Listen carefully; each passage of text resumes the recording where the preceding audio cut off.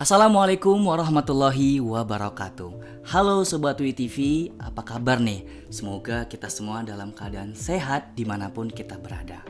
Perkenalkan, aku Fikal dan selamat datang di Podcast Obral bersama pakar ngobrolin hal yang lagi viral. Nah Sobat WTV, baru-baru ini kita dihebohkan dengan salah satu berita yang kurang enak didengar, yang dimana beberapa anak-anak mengalami gagal ginjal dan akibatnya meninggal dunia dan diduga karena mengkonsumsi obat-obatan dari sirup. Sebenarnya ada apa sih dengan sirup ini? Seberbahaya apa sehingga mengakibatkan anak-anak gagal ginjal dan meninggal dunia? Untuk itu, mari kita bahas dan kita kupas tuntas di podcast Obral kali ini. Nah, telah hadir bersama kita semua yaitu Bapak Dr. Apoteker Lutfi Habib Esfam MSc. Beliau merupakan Kepala Laboratorium Teknologi Farmasi UI. Yuk kita sapa beliau yuk. Halo Bapak. Halo Mas Kang. Apa kabar nih Bapak? Alhamdulillah tidak sedang baik-baik saja untuk kabar hari ini yang akan dibahas ya. Tapi keadaannya? Alhamdulillah baik dan baik. jangan panik. Dan jangan panik. Saya Oke. sempat panik juga nih Sempat Pak. panik ya? Iya. Oh, oke, baik. Oke Bapak, jadi kan kita sudah tahu nih bahwa sirup ternyata yang kita konsumsi selama ini itu berbahaya. Saya juga percaya nggak percaya gitu, karena saya juga mengkonsumsi obat itu. Dan Oke. mungkin Sobat WTV juga. Untuk itu penjelasannya itu bagaimana Pak? Oke, baik. Terima kasih atas waktu yang diberikan pada kesempatan kali ini menjawab yang ditanyakan tadi ya Mas ya. Bukan sirupnya yang berbahaya ya, tapi memang hari ini kita tahu bahwa kalau yang sering-sering disebut ada di etilen glikol dan etilen glikol itu merupakan salah satu bahan yang diduga dan saat ini masih dalam penelusuran dan dilakukan biopsi di RSCM dan juga beberapa rumah sakit untuk diambil sampel ya, bahwa salah satu komponen yang ada pada sirup ya, nanti saya akan coba jelaskan, itu ada namanya kosolven ya. Kosolven ini adalah senyawa kimia yang memang digunakan untuk membantu kelarutan suatu zat aktif atau bahan obat. Kalau sirupnya sendiri aman Mas ya. Aman. Nah, itu yang perlu nanti kita akan sampaikan kepada teman-teman dan juga yang nonton podcast pada hari ini begitu. Dan kita tahu bahwa sediaan kalau Mas minum obat selain sirup apa?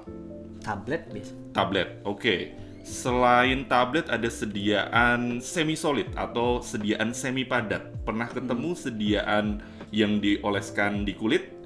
Kayak lotion gitu Pak ya? Iya boleh. Ya, Nah, boleh. jadi kalau kita bagi ada 3 sediaan nih Mas ya. Sediaan padat, sediaan semi padat atau semi solid, dan sediaan cair. Nah, sediaan cair ini nanti akan kita kategorikan menjadi beberapa. Di antaranya ada sirup. Ya, kemudian pada bayi ada juga diberikan dalam bentuk drop, kemudian ada eliksir, ada suspensi. Nah, hari ini yang sedang ramai adalah adanya impurities atau adanya komponen di etilen glikol dan etilen glikol ya, yang dimulai sebenarnya ini berawal dari investigasi yang dilakukan oleh WHO. WHO kemudian di mana menemukan adanya kandungan yang berlebih ya DEG dan EG, saya singkat seperti itu ya, yang ini mengakibatkan beberapa anak mengalami kematian di Gambia. Ditelusur industrinya ini dari India. Waduh. Oke. Dan ternyata produk-produk ini tidak beredar di Indonesia.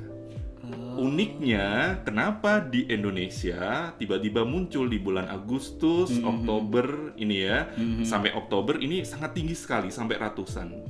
Sebenarnya kalau dari data Kementerian Kesehatan itu mulainya dari Januari, Mas. Nah, cuma 1, 2, 3, nah akhir-akhir ini ratusan. Akhirnya inilah yang menjadi tanda tanya besar. Aduh. Saya baru tahu, Mas. Yes, sejarahnya dulu ya. Kita cerita sejarah dulu. Oke. Sok, mau tanya apa lagi nih? Wah, itu kan juga membuat kita panik tuh. Yes, betul. Terutama ibu-ibu. Betul. Gitu. Atau juga beberapa hari yang lalu juga saya mengkonsumsi obat sirup. Iya. Karena saya tuh susah Pak minum tablet itu. Gitu ya? Iya. Oke, baik. Sirup. Dimana kita tahu bahwa sirup itu pasti rasanya apa, Mas? Beragam-ragam, ada yang manis. Yes, hampir sebagian besar adalah kekuatan sediaan sirup itu pasti ada di rasa, akseptabilitasnya, atau pasti rata-rata rasanya manis. Nah, DEG ini Mas, dan EG ini rasanya manis. Tidak berbau, ya, dan rasanya manis. Ini sebenarnya tidak boleh di industri farmasi.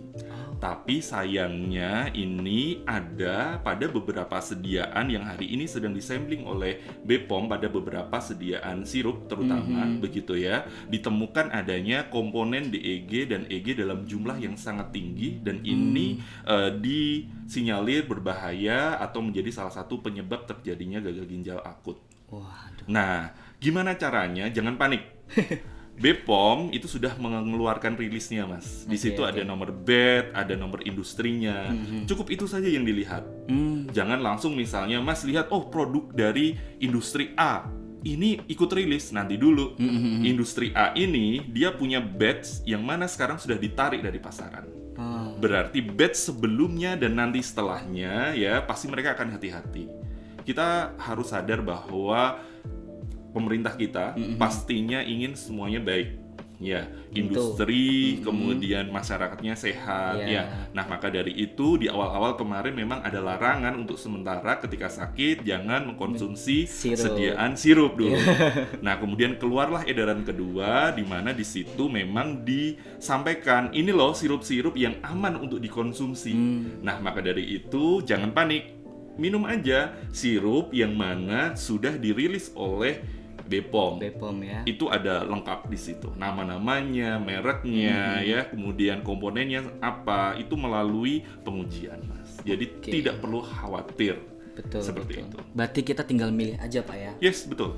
Nah, berarti tadi berbicara tentang BPOM tadi ya. Dan juga mungkin kaitannya dengan Kementerian Kesehatan. Iya, betul. Berarti sudah memiliki peran nih, Pak ya. Sangat, karena dari Kementerian Kesehatan juga melakukan adanya instruksi bagi masyarakat sampai pada usia kurang dari 18 tahun bila ditemukan adanya kondisi ya mulai dari mual, muntah, demam, kemudian di mana di situ ada berkurangnya jumlah air seni ataupun bahkan tidak bisa buang air kecil ya, segera menghubungi puskesmas atau pelayanan kesehatan terdekat. Nah, dari sana nantinya akan dilakukan adanya step selanjutnya, Mas. Nah, ini instruksinya ada. Yes, dan apabila sudah pada parah gitu ya, nah sekarang sudah didatangkan ya antidot ya dari beberapa negara oleh Kementerian Kesehatan begitu, yang itu nantinya akan diberikan kepada pasien ya, dan ini gratis ya untuk mereka yang memang saat ini terkena atau katakanlah sudah divonis gagal ginjal akut. Dari 11 pasien yang diberikan antidot ini, 10 membaik kondisinya. Sehingga tidak perlu khawatir seperti itu. Berarti sebenarnya pemerintah sendiri tuh udah siap siaga ya, Pak ya? Yes, udah betul. Langsung ambil langkah yang baik betul untuk saat sekali. ini. Ya. Nah, berbicara tentang obat nih, Pak. Yang paling kita sering temukan kan di apotek nih. Iya, benar. Kaitannya dengan peran apoteker. Betul. Termasuk juga Bapak sendiri. Yes. Itu gimana, Pak? Peran apoteker menanggapi hal ini? Oke. Nah, ini yang menarik, Mas, di beberapa tempat di katakanlah tidak di kota-kota besar ya. Kemarin ada razia besar-besaran di apotek-apotek. Nah, sehingga memang di sini diperlukan adanya koordinasi. Kita tahu bahwa instruksinya memang apotek ya dan juga instalasi kesehatan yang terdekat dengan masyarakat ini memang di warning dulu di awal. Kemudian yang kedua ada edaran yang mana apabila kita ingin atau ada keluarga yang sakit, terutama adalah untuk anak-anak ya, sebelum konsumsi obat pastikan sudah berkonsultasi atau menyampaikannya kepada dokter dan apoteker. Nah, selain itu kalau di daerah kan jarang kita temukan adanya dokter, apalagi dokter spesialis anak ya. Betul. Nah, di sini peran seorang bidan, seorang perawat atau mantri ya. Nah, maka dari itu marilah bersama-sama kita bergandeng tangan tenaga kesehatan untuk memberikan edukasi kepada masyarakat. Dan UII sendiri yang hari ini mengundang atau mensosialisasikan ini gitu ya, Mas. Nah, di laboratorium UII itu sudah sangat lengkap sekali untuk peralatan deteksi untuk DEG maupun EG ya. Dan saat ini memang sedang digalakkan, diinstruksikan oleh BPOM agar industri melakukan pengecekan terhadap produk-produk terutama adalah yang menggunakan kosolven ya, propilen glikol, etilen glikol ya. Nah, itu nantinya bisa dideteksi apakah kemurniannya ya. Nah, itu nanti benar-benar aman atau jangan-jangan ada impurities berupa DEG dan EG.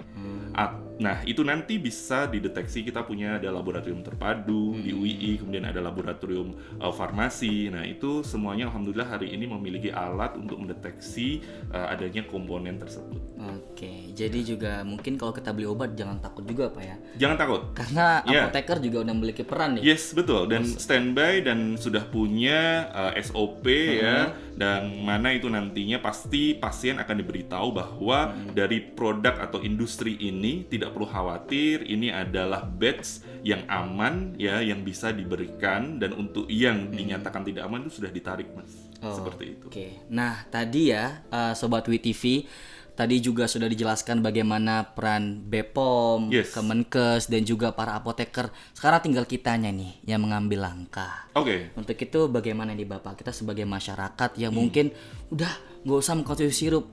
Tapi kalau nggak mengkonsumsi sirup, anak-anak juga maunya sirup kan Pak? Betul.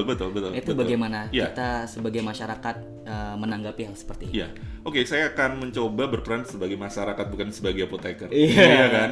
Jadi dan juga sebagai seorang apoteker. Jadi mungkin kalau saya sekarang Pak sebagai masyarakat ya, pastinya pada kondisi yang panik, yang khawatir, apalagi kalau punya anak-anak begitu ya, sehingga di situ kita harus melakukan pengecekan Mas ya di label obat ya, yang mana selama ini kita tahu bahwa untuk paracetamol di mana sirup yang tadi itu Mas kebanyakan adalah komponen paracetamol ada di dalamnya. Paracetamol sendiri ya, ini merupakan obat penurun panas ya, dan juga penekan rasa sakit yang sangat aman sebenarnya. Nah, sayangnya dia memang sukar larut di dalam air. Maka dibutuhkan adanya kosolven untuk membantu kelarutan. Dulu bisa larut dengan alkohol ya, atau etanol dan turunannya, tapi sayangnya nanti dengan isu halal. Nah, kemudian digantilah ya komponen alkohol dengan adanya propilen glikol gitu ya. Nah, dari situ larut bagus gitu ya.